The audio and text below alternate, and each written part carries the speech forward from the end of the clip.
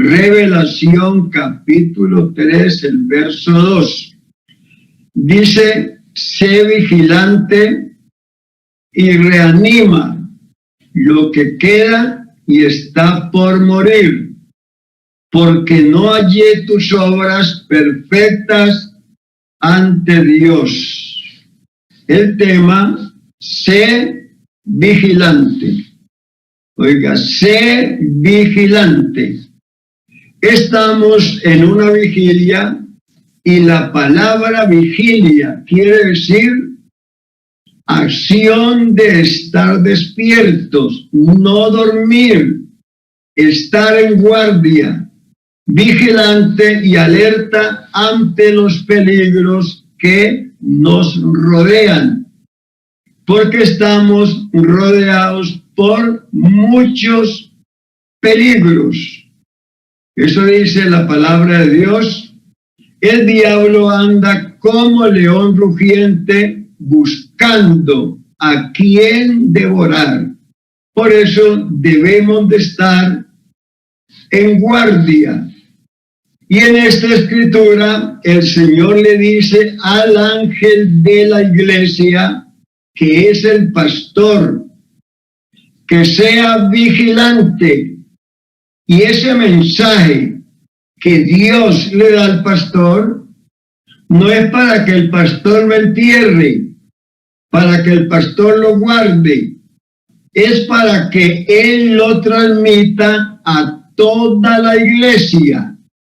Por eso Dios habla primeramente con el ángel de la iglesia, para que él entonces le transmita el mensaje a la iglesia, como dice San Marcos capítulo 13, verso 37. Y lo que digo a vosotros, a todos lo digo, velad. Mire que eso es para todos los que somos su iglesia. Debemos de estar orando porque estamos en tiempos peligrosos. Dice en 2 Timoteo 3, verso 1, esto ten en cuenta, que en los últimos días, y estamos en los últimos días, vendrán tiempos peligrosos. Oiga, vendrán tiempos peligrosos. Y el pastor es una atalaya que Dios ha puesto en su iglesia para que le anuncie, oiga, al pueblo el peligro que se avecina. Dios ha puesto en su iglesia atalayas que estén en ese lugar alto, en ese muro, vigilantes, para que puedan detectar, ver por dónde es que viene el enemigo. Dice Ezequiel capítulo 33, verso 7, a ti, hijo de Adán, te he puesto por centinela en la casa de Israel. Oirás la palabra de mi boca y los amonestarás de mi parte. Oiga bien, oirás la palabra de mi boca y los amonestarás de mi parte. Pero pues, eso primeramente Dios lo dice al ministro, y lo que le dice es que él debe de oír la palabra de Dios y transmitirla al pueblo. Porque si no lo hace, él será culpable de lo que le pase al pueblo. Oiga, será responsable. Ezequiel 33, verso 6. Pero si el centinela ve venir la espada y no toca la trompeta para prevenir al pueblo, y viene la espada y hiere alguno, este habrá caído por su pecado, pero demandaré su sangre de mano del centinela. Mire bien la responsabilidad. Si alguien era muerto porque el atalaya no estaba vigilante y no anunció al pueblo el peligro, él perdería también su vida. Pero si el ministro le avisa el peligro al pueblo, no será culpable de lo que al pueblo le pase. Ezequiel 33, verso 8. Cuando yo diga al impío, impío, de cierto morirás, y tú no le hablas para que se guarde de su camino, el impío morirá por su pecado. Oiga, el impío morirá por su pecado, pero demandaré su sangre de tu mano. Pero si tú avisas al impío de su camino para que de él se aparte, y él no se aparta, por su pecado morirá él, y tú habrás librado tu vida.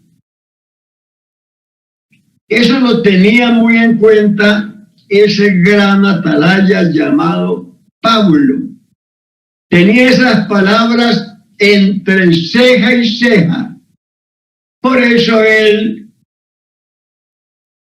le enseñó a la iglesia que ministraba todo el consejo de Dios. No le omitió una sola palabra, porque él quería realmente no ser culpado por no predicar todo el consejo de la palabra de Dios. Entonces él estuvo en la iglesia en Éfeso 3 años y medio. Fue a la iglesia que Pablo más tiempo le dedicó. Y durante esos 3 años y medio, Pablo les enseñó todo el designio de Dios, todo el consejo. No omitió absolutamente nada. Y cuando él se fue a despedir de la iglesia en Éfeso, reunió a todos los ancianos y después de darles algunos consejos y mencionar otras cosas, se despidió con estas palabras. Hechos 20, verso 26. Por tanto, os declaro hoy que soy limpio de la sangre de todos, porque no rehusé anunciaros todo el designio de Dios. Oiga, Pablo dice que él se iba de la iglesia de Éfeso y que era muy posible que cuando él saliera de esa iglesia, entonces llegara la espada y alguien pues matara. Él dice, si la espada llega y mata a alguno, yo no soy culpable. La sangre no será sobre mi cabeza, porque yo les enseñé todo el consejo de la palabra de nuestro Dios. Bendito el nombre del Señor Jesús. Así que el pastor tiene una gran responsabilidad y creo, no solo el pastor, sino todos los que predicamos la palabra gloriosa de nuestro Dios, debemos predicar todo el evangelio. Y no solo encontrar a la persona en la calle en su pecado y decirle, amigo, Cristo lo ama. No, hermano, hay que predicarle todo el evangelio. Porque, hermano, un evangelio parcial no salva a nadie. A nosotros nos ha salvado el Evangelio total. Oiga, hay que anunciar todo el Evangelio. Y eso no se anuncia en una sola hora. Eso requiere tiempo y preparación. Ahora miremos cómo debe ser la vigilia. Oiga, ¿cómo debe ser la vigilia? La vigilia debe ser en oración, velar y orar. En oración.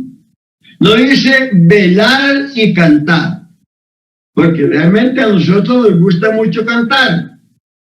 Bueno, y en eso no hay nada de malo. Pero el problema es que hoy en día ya no hay vigilias. Hoy en día hay pero confraternidades en la noche. Vigilias en la noche donde se hacen 4 cultos y a medianoche una comilona.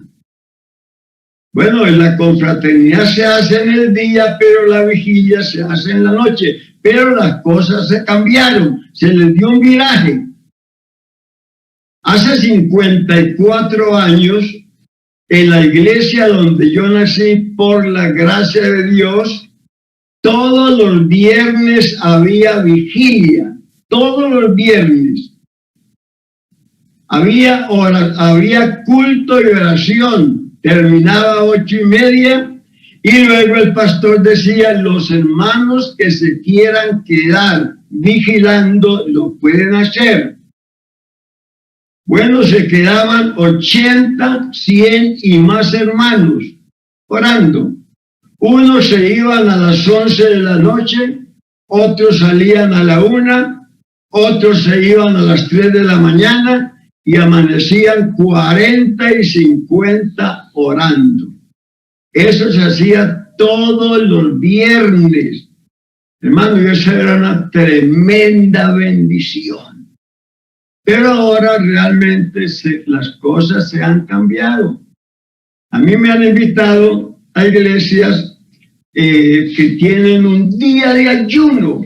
Hermano, que tenemos un día de ayuno. Bueno, y uno va y queda como sorprendido porque en el día de ayuno el pastor dice, hermano, vamos a orar siquiera media hora. Un día de ayuno, oran media hora. De resto, cante, cante, cante y cante. Hermano, a nosotros nos fortalece en la oración y la lectura de la gloriosa palabra de nuestro Dios. Eso es lo que nos fortalece para que podamos resistir al diablo. Como dice su palabra, resistí al diablo y de vosotros huirá. El diablo no se resiste cantando. Al diablo le encanta que usted cante, eso sí, y si canta los coros que no se deben cantar, con mayor razón él se siente feliz. Pero hermano, pregúntele a Cristo a través de su palabra cómo fue que él resistió al diablo. ¿Cómo fue que lo sacó corriendo? No fue cantando. No, fue con oración y la palabra y el poder de Dios. Cristo había ayunado 40 días y 40 noches y llegó al monte de la tentación lleno del Espíritu Santo, y cuando pasó la tentación descendió lleno del Espíritu Santo. No perdió poder en la tentación.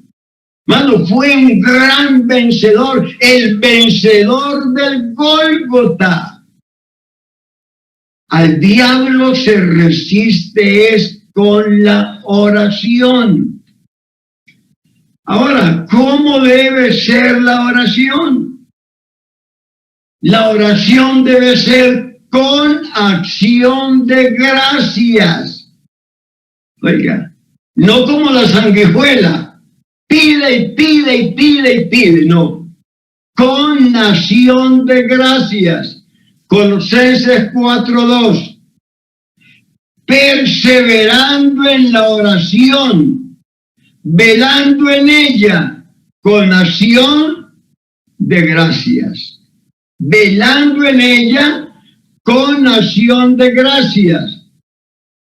Ahora, no solo debemos ser agradecidos con el Señor por las oraciones, las peticiones que Dios nos respondió, sino que también debemos darle gracias a Dios por esas oraciones, por esas peticiones que no tuvieron respuesta de parte de Dios.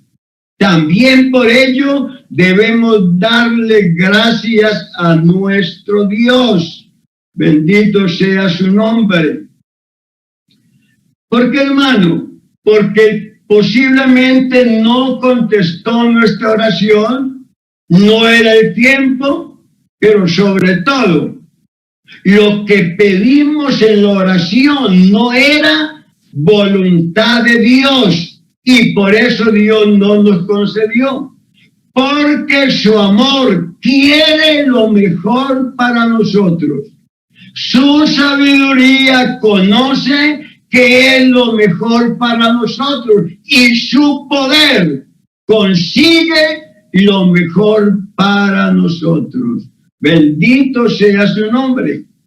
Ahora bien, Pablo no solo pide que los creyentes perseveren en la oración, sino que también pide que los creyentes oren por él.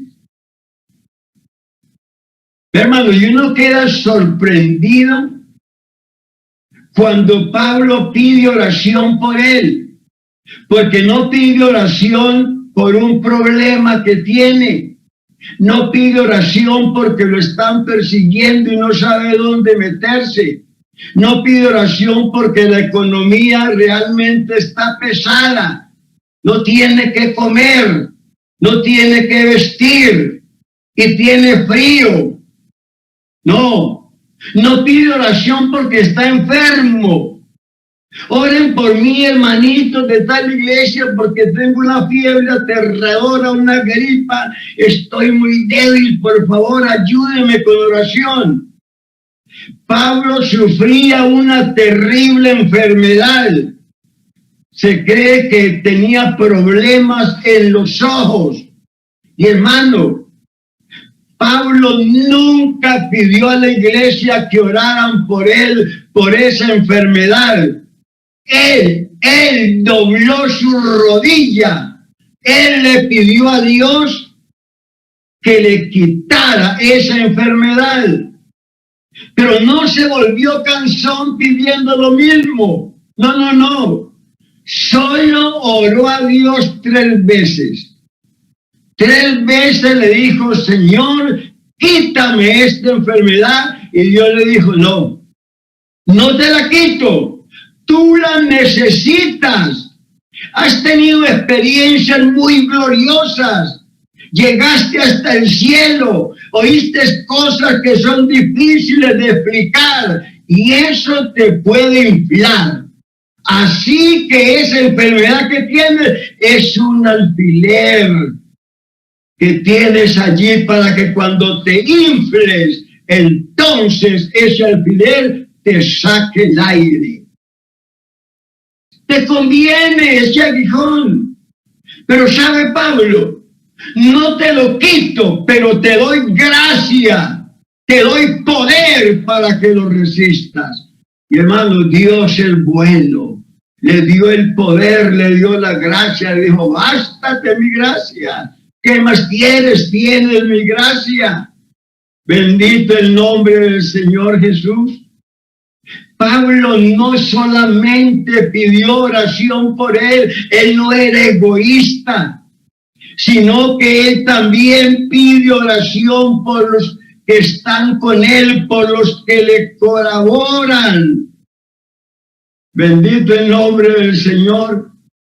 Y hermanos, ¿sabe una cosa? Pablo pide oración para que Dios le abra puertas para la predicación del Evangelio. Pablo está preso en la cárcel en Roma y él no dice: oren por mí para que Dios me saque de la cárcel para salir de esta prisión. No pide esa oración, porque él en la cárcel ganaba mucha gente. Todos los días evangelizaban más de 4 soldados. Así que él pide oraciones para que Dios le abra puertas. Vean lo que dice Colosenses 4:3. Orad también por nosotros, para que el Señor nos abra la puerta de la palabra, para dar a conocer el misterio de Cristo, por el cual aún estoy preso. Oiga, el apóstol quería que Dios le abriera puertas, y esta es una gran lección, muy importante para nosotros. Oiga, una lección muy importante para nosotros, que Dios nos abra puertas. Porque es muy fácil ir abriendo puertas para nosotros mismos. Oiga, eso es fácil, abrir puertas para nosotros mismos en el servicio cristiano. Pero eso es un peligro que nosotros debemos de evitar. ¿Por qué? Porque si el Señor nos abre puertas, podemos entrar confiados, sabiendo que el Señor nos está conduciendo, sabiendo que Él nos está dirigiendo, sabiendo que vamos a entrar en la voluntad de Dios. En cambio, si nosotros abrimos puertas por nosotros mismos, no podremos estar seguros que estamos dentro de la voluntad de nuestro Dios. Y les cito 2 ejemplos bíblicos. Pablo, cuando salió de misionero, se fue a predicar la palabra en Asia. Y el Espíritu Santo le dijo: aquí no me va a predicar. Le prohibió. Entonces Pablo dijo: si aquí no se puede, yo voy para Bitinia y allí voy a predicar la palabra. Y el Espíritu Santo le dijo: aquí tampoco predica la palabra. No le permitió, porque Dios tenía otro plan, porque había un hombre esperando, ansioso, que llegara el Evangelio para él convertirse con toda su casa. Bendito el nombre del Señor Jesús. Por eso, hermanos, les he dicho, nosotros no podemos salir a evangelizar, voy a tal parte, sin buscar la dirección de Dios. Para evangelizar se necesita pedirle a Dios su dirección, que sea Dios que nos guía, que sea Dios que nos abra puertas. Porque si Él nos abre la puerta, hermano, ¿quién la cerrará? Nadie. Ahora pensemos, ¿por qué tenemos que velar? Debemos de velar porque el riesgo, oiga, porque el riesgo de caer en la tentación. Eso dijo Cristo. Velad y orad, ¿para qué? Para que no entréis en tentación. Mateo 26:41. Velad y orad. Hermano, velar y orar es un matrimonio fiel, inseparable, no se divorcian. Para que no entréis en tentación, más bien para que no caigáis en tentación, porque por más que usted vigile y ore, siempre va a ser tentado, para que no caiga en la tentación. El Espíritu a la verdad está pronto, pero la carne es débil. El espíritu está presto, está pronto, pero la carne es débil. Es por eso que nosotros no debemos confiar en la carne, porque la carne es débil. Y si confiamos en la carne, caeremos en la tentación. Y vamos a mirar. Los discípulos confiaron en la carne y por eso no buscaron a Dios en oración y fallaron. Oiga, y fallaron por confiar en la carne. Creían que no necesitaban el poder de Dios, somos fuertes, somos poderosos, tenemos fuerzas. Hermano, nosotros sin Dios no hacemos nada. Él dijo, sin mí, nada podréis hacer. Así que ellos fallaron porque no buscaron a Dios en oración y confiaron en la carne. Miren Mateo 26, verso 30.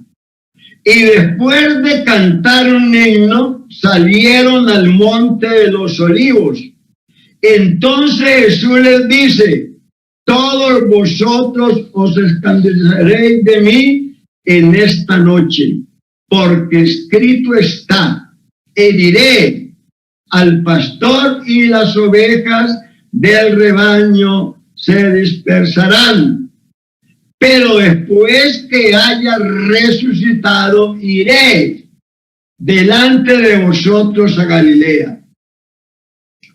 Pedro respondiendo, aunque todos se escandalicen de ti, yo nunca me voy a escandalizar. Oiga, Jesús le dijo, te aseguro que esta noche, antes que el gallo cante, me negarás 3 veces. Oiga, me negarás 3 veces. Pedro declaró, aunque tenga que morir contigo, no te negaré. Y todos los discípulos dijeron lo mismo. Eso se llama confiar en la carne. Confiaba en sus propias fuerzas y no en el poder de Dios. Mateo 26, 36. Entonces Jesús llegó con ellos al lugar que se llama Getsemaní y les dijo, sentaos aquí mientras voy allí a orar. Llevó a Pedro y a los 2 hijos de Zebedeo y empezó a entristecerse y a angustiarse en gran manera.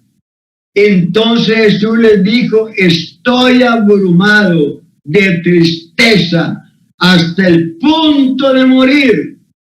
Quedaos aquí y velad conmigo. Se adelantó un poco, cayó con su rostro en tierra y oró, Padre mío, si es posible, no sea como yo quiero, sino como tú quieres. Oiga, no sea como yo, sino como tú quieres. Entonces, volviendo a sus discípulos, los halló durmiendo. Y dijo a Pedro, ¿no habéis podido velar conmigo 1 hora? Velad y orad para que no entréis en tentación. El espíritu de la verdad está pronto, pero la carne es débil. Hermano, era tan débil la carne. Estaban tan flacos en el sentido espiritual que no tuvieron fuerzas para velar con Cristo siquiera 1 hora. No habéis podido velar conmigo siquiera una hora. Por eso cuando llegó la tentación cayeron en ella. Mateo 26, verso 60. Pedro estaba sentado fuera en el patio y se le acercó una criada y le dijo: tú también estabas con Jesús el Galileo. Pero él negó ante todos diciendo: no sé lo que dices. Al salir él a la puerta, otra criada lo vio y dijo a los que estaban allí: este también estaba con Jesús Nazareno. De nuevo él negó, esta vez con juramento: no conozco al hombre.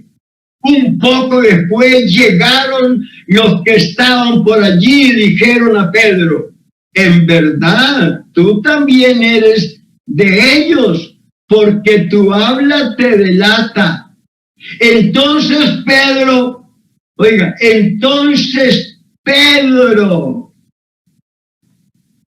¿qué hizo Pedro? Empezó a maldecir y a jurar: no conozco al hombre. Y enseguida el gallo cantó. Y Pedro se acordó de las palabras de Jesús: antes que el gallo cante, me negarás 3 veces. Y salió fuera y lloró amargamente. Hermano, ¿por qué Pedro realmente se restauró? Porque reconoció su pecado. ¿Por qué no siguió en ese camino de incredulidad, de pecado? Porque, hermano, ya Cristo le había dicho: Pedro, el diablo me lo pidió a usted para meterlo a la zaranda. Pero yo he rogado al Padre que tu fe no falte. ¿Usted cree que Pedro le dio gracias a Dios? Yo, Señor, te agradezco. No, Señor. No le dio gracias porque él se creía realmente muy fuerte. Pero, hermano, la carne es débil. No podemos confiar en nuestra propia fuerza. No tenemos fuerza. No vale espada en tal guerra. Necesitamos cada día revestirnos del poder de nuestro Dios. Bendito sea su nombre. Ese fue el resultado de confiar en la carne. Por eso, hermano, debemos de velar, estar despiertos. ¿Sabe por qué más?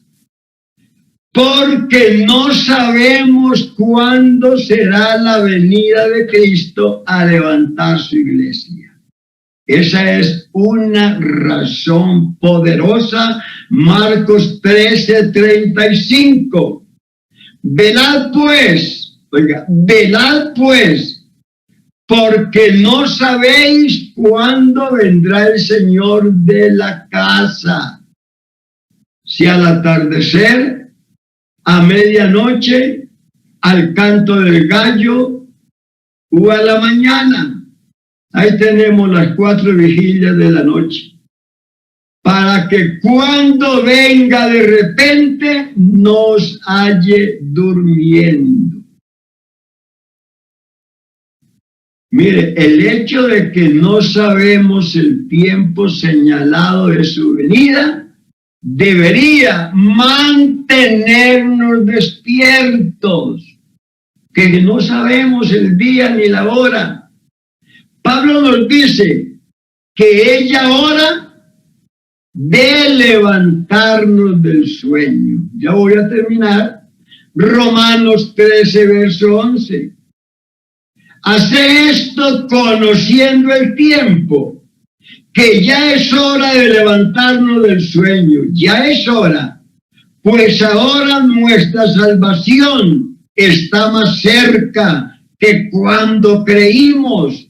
La noche está muy avanzada. El día casi ha llegado. Desechemos, las obras de las tinieblas y vistámonos las armas de luz. Andemos como de día, honestamente, no en comilonas y borracheras, no en lujurias y desenfrenos, no en contiendas y envidias, sino vestidos del Señor Jesucristo, y no proveáis para las obras de la carne, para los malos deseos. Porque si nosotros proveemos para los deseos de la carne y no vigilamos, caeremos en la tentación, porque la carne es débil. Velad y orad para que no entréis en tentación. El espíritu está pronto, pero la carne es débil. Necesitamos cada día fortalecernos en el poder de Dios y vestirnos de toda la armadura de nuestro Dios. Que el Señor Jesús continúe bendiciéndonos y les deseo una feliz noche a todos.